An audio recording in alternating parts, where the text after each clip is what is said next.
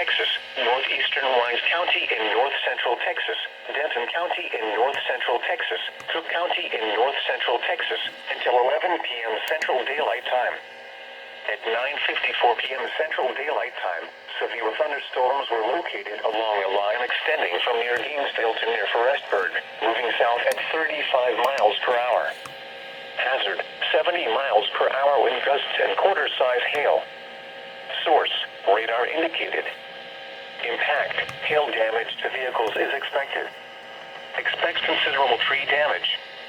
Wind damage is also likely to mobile homes, roofs, and outbuildings.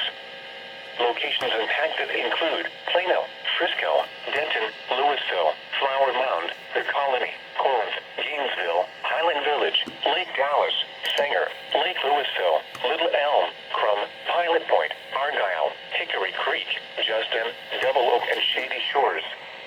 This includes the following highways: Interstate 35 between mile markers 468 and 503. Interstate 35W between mile markers 74 and 85. Interstate 35E between mile markers 453 and 466. For your protection, get inside a sturdy structure and stay away from windows.